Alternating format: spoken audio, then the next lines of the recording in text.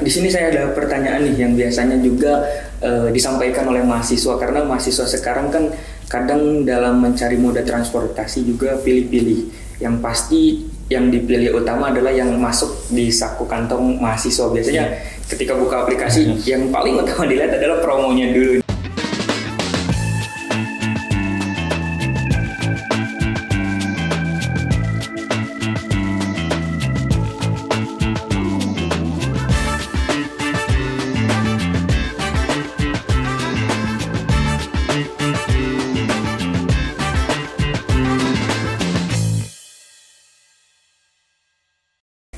Assalamualaikum warahmatullahi wabarakatuh.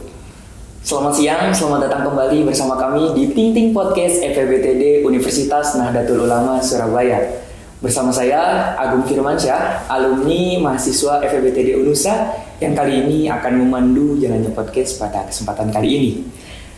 Pemirsa semuanya, perlu kita ketahui podcast di FEBTD Unusa ini akan selalu membahas mengenai tentang ekonomi dan teknologi digital. Yang dimana pada episode kali ini akan ada hal yang menarik nih, karena akan membahas mengenai tema yang sangat relevan pada zaman saat ini. Ya, ini tema kali ini adalah ekosistem layanan digital yang terintegrasi yang dapat memudahkan kehidupan dan kesejahteraan masyarakat, khususnya nih peranan anak muda dalam mempercepat transformasi digital di tingkat akar rumput.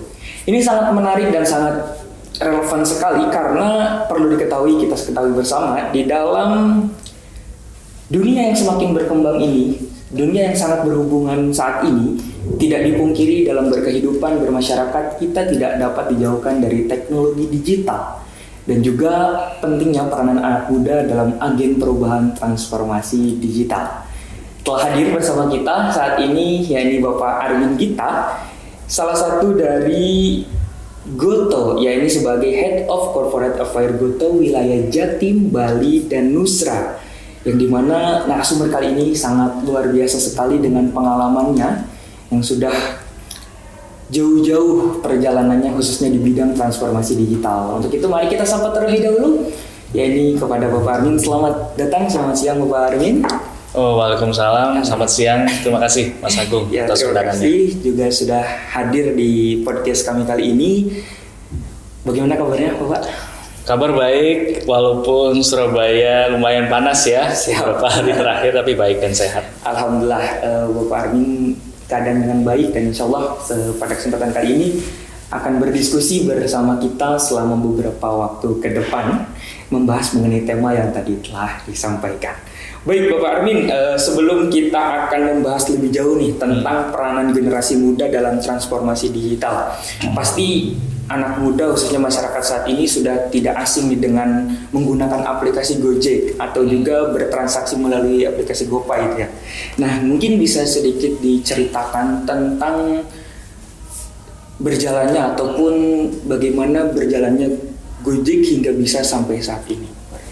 Baik, makasih Mas Agung. Jadi yang pertama tentu mungkin kita kenalan dulu ya, karena ada Gojek, ada GoPay, kemudian juga lately kita juga kenal ada GoTo gitu ya. Saya sendiri sebagai tim Corporate Affairs dari GoTo untuk wilayah Jawa Timur, Bali, dan Nusa Tenggara. Nah, yang kita paling sering pakai mungkin Gojek dan GoPay ya, nggak salah gitu. Kenapa? Karena layanan pertama dari ekosistem GoTo yang muncul adalah Gojek. Waktu itu layanan mobilitas untuk roda 2, ya kemudian ada roda 4, baru kemudian GoPay. Nah, kalau ditarik nih agak panjang, di tahun 2010 gitu. Di tahun 2010 Gojek, layanan Gojek berbasis roda 2 muncul. Masih dalam bentuk call center. Jadi boro-boro aplikasi gitu, enggak gitu. Jadi 2010 bayangin, itu masih berbentuk call center melayani pesanan dari konsumen yang ada di Jakarta, khususnya wilayah Jakarta Selatan. Kita terima panggilannya, kita hubungkan ke driver-driver terdekat lah yang ada di wilayah tersebut gitu. Nah, pertanyaan kan kemudian yang menarik dalam tema ini adalah kenapa kok bisa muncul, kenapa kok kepikiran gitu kan. Jadi founder kami Mas Nadiem Makarim pada saat itu sebenarnya melihat ada idle resource. Jadi ada resource yang dalam tanda kutip tidak terhubungkan dengan maksimal. Jadi ada kebutuhan mengenai jasa ojek gitu secara tinggi, baik waktu jam berangkat kerja maupun jam pulang kerja. Di sisi lain ada supply ojek pangkalan yang waktu itu nggak banyak terutilize dengan maksimal. Jadi nggak ketemu gitu, nggak gatuk bahasa Jawanya gitu kan. Banyak yang nyari, tapi yang tersedia nggak banyak kepakai. Nah, gimana nih menghubungkan supply and demand dalam konteks mobilitas? Makanya awalnya 2010 muncul call center tersebut. Paling cuma 10, maksimum 15 petugas, kita terima panggilan gitu, masih Jakarta Selatan. Pelan-pelan berkembang, sampai akhirnya di 2015 kita mengeluarkan versi aplikasinya. Jadi kalau ingat, pertama kali aplikasi Gojek itu keluar buat publik itu 2015. Jadi mulai 2015 tuh mulai bisa pesen, waktu itu masih terbatas untuk layanan GoRide saja, roda 2. Pelan-pelan kemudian muncul layanan roda 4, mobil masuk, bisa pesen mobil. Nah kemudian banyak kan yang pesen gitu kan, kok bayar masih manual. Akhirnya 2016, setahun setelah versi app-nya diluncurkan, kita keluarkan pembayaran digitalnya, cashless waktu itu. Pakai apa? Namanya GoPay. Jadi ada Gojek, ada GoPay. Sampai kemudian akhirnya di 2022 ya, kita go public dengan nama entity-nya adalah GoTo. Nah, makanya itulah keterkaitan antara Gojek, GoPay, dan GoTo. Sampai kemudian itu 2022, 2023, GoPay punya aplikasi sendiri. Jadi mungkin belum banyak yang tahu, kita punya aplikasi Gojek, tapi per tahun lalu 2023 kita juga sudah punya aplikasi GoPay terpisah gitu. Nah itulah kurang lebih perjalanan dari 2010 ya, perjalanannya Mas Agung. Oke, baik. Berarti memang sangat ada proses sekali ya, dari memang yang kita bisa gunakan layanan saat ini ternyata dulunya pun tidak seinstan saat ini, ada proses-prosesnya dari mulai tahun 2010 tersebut. Betul, jadi kata kuncinya betul, proses, karena kita belajar dari feedback dari konsumen, dari segenap pihak, kita sempurnakan produk dan layanan kita. Sekarang yang kita kenal dengan umbrella-nya itu GoTo gitu ya, itu sebenarnya terbagi menjadi 2 kategori besar layanan, Mas Agung.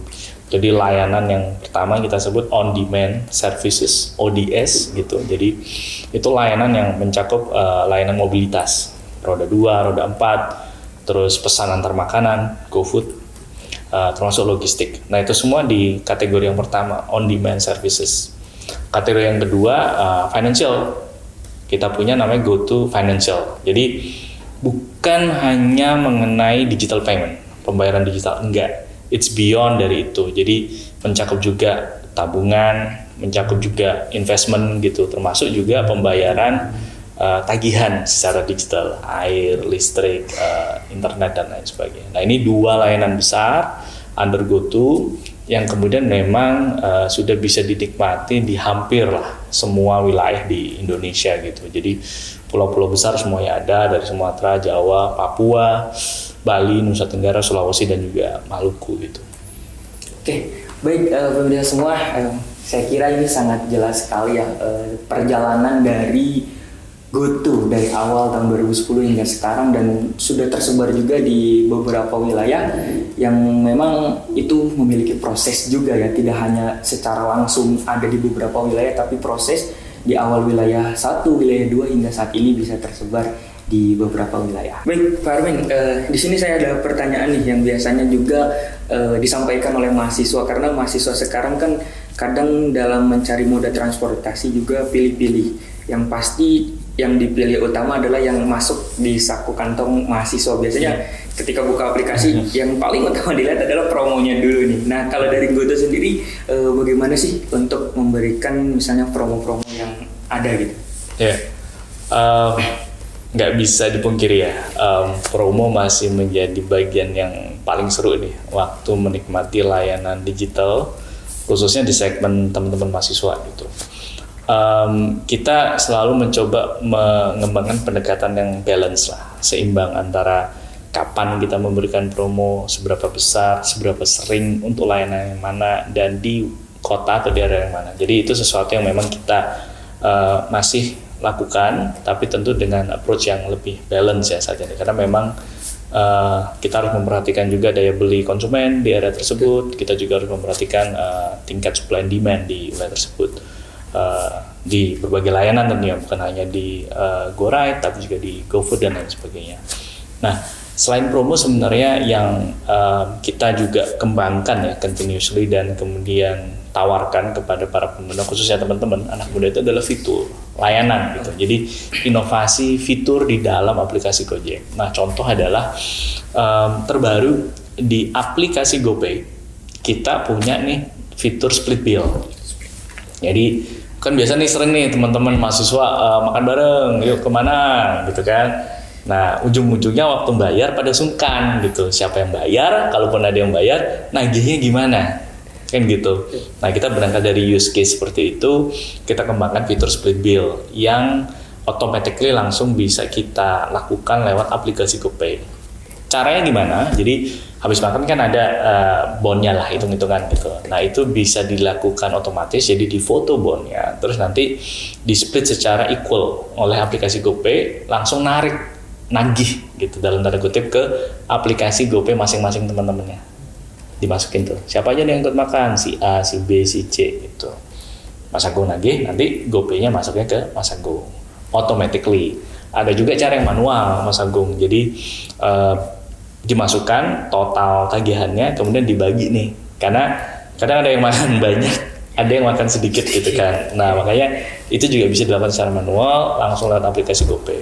Jadi layanan atau inovasi fitur seperti itu yang kita kembangkan juga continuously. Jadi bukan hanya promo, tapi juga kita pastikan pengguna kita menikmati layanan yang terus bergerak, dinamis sesuai dengan perkembangan pasar. Itu contoh satu. Contoh dua, masih berkaitan dengan fitur, di beberapa area khususnya Jabodetabek kita kembangkan juga namanya fitur Go Transit. Jadi pertanyaannya kan adalah gimana sih mengintegrasikan layanan mobilitasnya Gojek dengan layanan transportasi publik gitu, karena kita juga ingin mengkolaborasikan apa yang kita punya dengan transportasi publik khususnya di wilayah Jabodetabek dengan KRL misalkan. Jadi dengan fitur Go Transit, pengguna kita di area Jabodetabek itu bisa pesan sekaligus layanan mobilitas GoRide-nya, roda 2-nya dengan sistem transportasi publik khususnya KRL. Jadi lewat aplikasi langsung pesan GoRide dari mana ke stasiun mana, kemudian langsung pesan tiket KRL-nya, terus dari KRL ke tempat kerja atau kemana sudah automatically pesan juga. Jadi lewat satu pesanan itu udah mencakup dari rumah ke stasiun, dari stasiun ke kantor misalkan gitu. Dan itu semua langsung lewat aplikasi, jadi nggak perlu lagi nge-tap e-money atau beli tiket karcis yang patung manual gitu di stasiun, nggak perlu gitu. Dan di stasiunnya pun cuma tinggal scan QR code gitu. Jadi di semua stasiun KRL di Jabodetabek itu kita sudah bisa langsung scan QR code yang keluar di aplikasi Gojek gitu. Jadi itu hal inovasi yang kita coba kembangkan lewat fitur-fitur kita aside dari promo tadi gitu. Mas Agung. Oke, baik pemirsa, mari kita kembali fokuskan nih, karena generasi muda saat ini yang memang seperti kita ketahui Indonesia memiliki populasi muda yang sangat banyak sekali, bahkan dibandingkan di negara-negara Asia Tenggara lainnya gitu. Nah, di sini berkaitan dengan generasi muda, pasti kita ingin tahu juga nih, apa sih fungsi generasi muda nih di dalam transformasi digital yang biasanya kita dengar generasi muda adalah agen perubahan. Nah, mungkin di sini dari Bapak Armin sendiri, bagaimana sih potensi besar generasi muda dalam mempercepat transformasi digital khususnya di Indonesia ini? Oke, potensi anak muda dalam mempercepat transformasi digital di Indonesia. Dari situ tentu kita harus lihat dulu baseline-nya gitu kan. Jadi jumlah penduduk Indonesia, as we all know, based on census 2020, kurang lebih sekarang 270 jutaan gitu, seluruh masyarakat Indonesia. Nah, dari situ kurang lebih Gen Z-nya itu saya rasa sekitar 75 jutaan. generasi milenial ya sekitar 69, mendekati 70 lah juta gitu. Artinya kalau itu di-combine yang kita sebut sebagai generasi muda kurang lebih ada sekitar 140 jutaan lebih, itu hampir 50% lebih itu adalah generasi muda. Artinya apa? Artinya jumlahnya sangat besar sekali. Artinya jumlah yang besar ini adalah lever yang sangat efektif sebenarnya kalau kita bisa memanfaatkan dengan benar untuk mendorong transformasi digital. Maksudnya transformasi digital itu yang praktis aja gitu, sesuai dengan temanya gitu. Jadi seberapa sering kemudian masyarakat memanfaatkan platform digital untuk memenuhi kebutuhan sehari-harinya dalam hal transportasi, dalam hal belanja groceries, dalam hal membayar tagihan bulanan, apapun lah itu. Jadi seberapa sering, seberapa frequent gitu, dan tentunya kemudian seberapa paham konsumen masyarakat Indonesia, anak muda menjaga keamanan datanya gitu. Jadi tidak hanya cepat dan sering pakai layanan digital, tapi juga seberapa paham cara menjaga keamanan datanya secara digital. Jadi keamanan data ya banyak gitu, dari password, kata sandi dan lain sebagainya gitu. Nah, kembali lagi ke anak muda, jumlahnya besar dan itu adalah lever yang sangat efektif.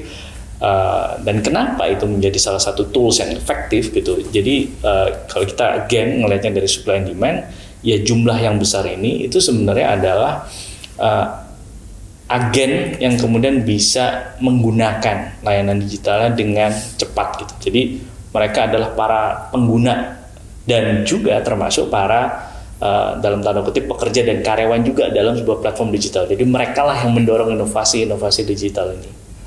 Nah sebaliknya dari sisi demand-nya, anak muda inilah 50% dari masyarakat Indonesia inilah yang aktif atau lebih prefer menggunakan layanan digital. Coba ditanya gitu, mungkin sekarang agak kebayang, agak susah gitu kalau mau mesen makanan itu non digital buat anak-anak muda ya, gitu, ya kan? Nah makanya jadi di satu sisi mereka adalah creator dari layanan digital, mereka adalah inovator dari layanan digital. Di sisi lainnya kelompok yang sama ini juga adalah penikmat dari inovasi-inovasi layanan digital, karena mereka adalah segmen yang memang senang gitu dengan layanan yang berbasis platform digital. Nah ada supply and demand, dan tentunya nggak bisa dipungkiri dari karakteristik generasi muda itu adalah memang segmen-segmen yang lebih adaptif lah dengan perubahan gitu ya dibandingkan dengan generasi-generasi sebelumnya. Jadi otomatis itu juga komponen yang mengaccelerate, mempercepat transformasi digital yang tadi kita bicarakan. Jadi jumlah yang besar, kemudian jumlah yang besar itu mempengaruhi supply and demand, dan tentunya karakteristik dari kelompok yang besar ini memang lebih adaptif terhadap hal-hal yang baru, terhadap hal-hal yang berbau digital, Mas Agung. Baik, saya ingin bertanya juga nih, karena dengan tadi jumlahnya yang besar, lalu juga dengan sifat adaptifnya yang mampu adaptif terhadap teknologi sekarang, dari GoTo sendiri apakah bisa merekrut ataupun persebaran karyawan di GoTo sendiri bagi anak muda itu seperti apa? Bisa banget gitu. Jadi jumlah tenaga kerja kita dari generasi muda, khususnya milenial dan Gen Z gitu cukup besar, Mas Agung, baik itu di kantor pusat di Jakarta maupun juga di kantor-kantor operasional di berbagai provinsi ya, itu cukup besar gitu. Jadi seringkali atau mungkin itu bahkan case yang memang sudah sering terjadi di setiap kantor itu sudah lumrah gitu. Yang umur 40 berdiskusi, berdebat, bertukar argumen dengan teman-teman yang berumur 20, 30 gitu. Itu dalam satu ruangan yang sama, dalam setiap kesempatan meeting, dalam setiap kesempatan rapat online dan lain sebagainya. Dan itu juga bukan hanya di dalam satu kantor operasional wilayah tersebut, tapi antar kantor operasional di berbagai wilayah termasuk dengan kantor pusat gitu. Jadi karena jumlahnya yang sangat besar dari generasi muda, itu sudah menjadi fakta bahwa di GoTo banyak banget teman-teman generasi mudanya. Maka itu hal yang sangat sering gitu kita bisa lihat di berbagai kantor GoTo di Indonesia. Dan juga salah satu hal yang penting gitu ya bagi generasi muda dalam mendorong agenda transformasi digital di Indonesia adalah uh, ke karakter mereka yang suka ngulik juga. Ya, jadi mungkin untuk beberapa pengguna yang agak senior gitu, mungkin hanya menggunakan aplikasi Gojek itu untuk layanan-layanan intinya saja gitu ya. Mungkin pesan mobilitas ataupun juga pesan antar makanan gitu. Tapi buat teman-teman generasi muda, mereka senang banget tuh ngulik karena di aplikasi Gojek ataupun aplikasi GoPay itu banyak banget fitur yang teman-teman anak-anak muda bisa explore gitu. Nah itu match dengan karakter anak muda yang memang senang ngulik gitu kan.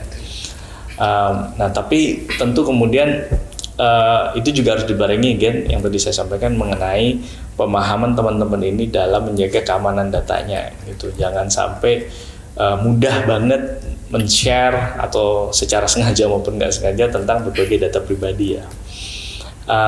Terus juga another trait dari generasi muda yang ikut atau bisa ikut membantu transformasi digital Indonesia itu adalah kesukaan mereka juga untuk share hal yang baru di sosial media sehingga bisa viral gitu kan. Jadi ketika ada fitur-fitur baru kayak misalkan tadi split bill gitu, itu waktu awal peluncurannya banyak banget di share di sosial media. Mereka bisa gunakan ini itu bersama teman-temannya, makan ini dan itu split bill gitu dan lain sebagainya. Jadi trait mereka untuk sering nge-share itu di sosial media juga ikut membantu gitu. Nah makanya itu yang perlu dipahami oleh teman-teman dan tapi tinggal dipastikan itu berjalan di koridor yang pas, yang positif.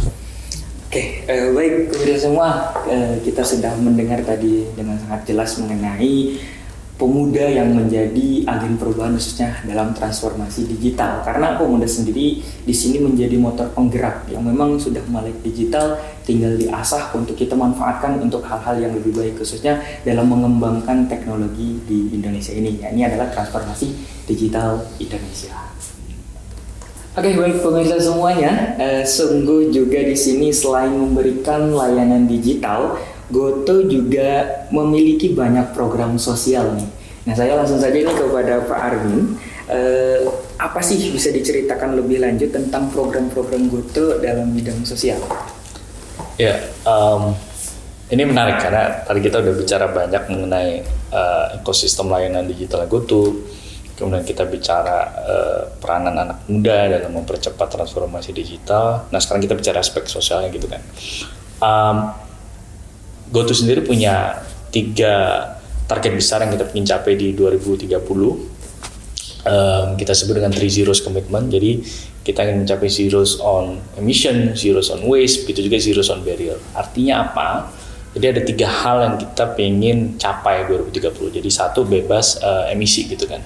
Dalam artian layanan kita memang layanan mobilitas. Artinya memang banyak berkaitan dengan carbon emission gitu. Nah, bagaimana mulai dari sekarang bahkan beberapa tahun yang lalu sampai 2030 kita ingin mencapai target emisi 0 gitu dari layanan kita yang bergerak di sektor mobilitas.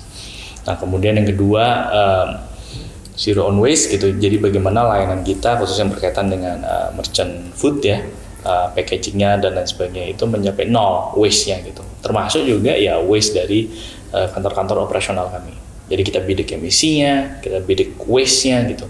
Termasuk kemudian kita bicara barriers, hambatan itu. Hambatan itu baik dalam konteks teman-teman yang difabel bisa menjadi mitra kami gitu. Jadi kita berikan proses yang lebih adaptif buat teman-teman yang difabel menjadi mitra kami. Termasuk juga barriers dalam hal finansial gitu. Jadi bagaimana mitra kami bisa mendapatkan memperoleh gitu kebutuhan-kebutuhan basic mereka seperti khususnya sandang gitu dan papan gitu.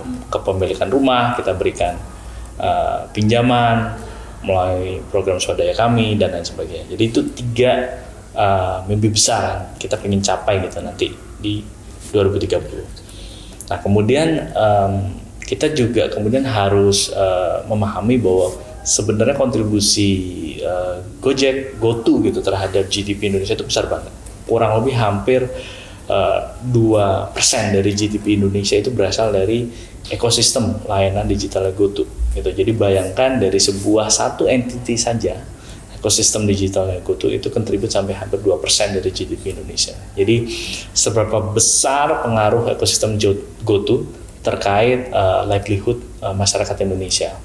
baik dari sisi mitra driver, kurang lebih kita ada kurang lebih 3 juta mitra driver seluruh Indonesia.